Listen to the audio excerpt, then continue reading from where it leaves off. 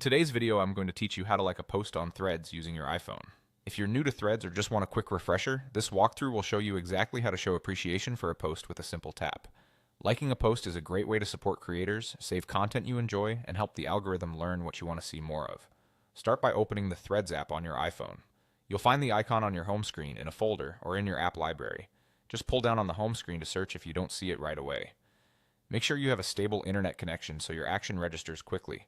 When Threads opens, you'll land on your feed where you'll see posts from accounts you follow as well as recommended content. Next, find the thread you want to like. You can simply scroll your feed until you spot the post that caught your attention. If you have a specific creator or topic in mind, you can visit a profile or navigate from a notification you received earlier.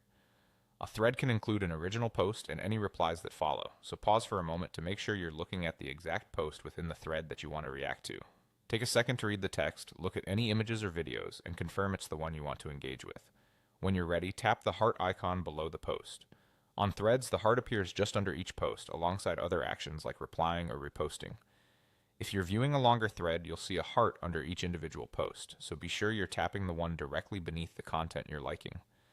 A light, precise tap is all it takes, no need to press and hold. You'll know it worked when the heart turns red.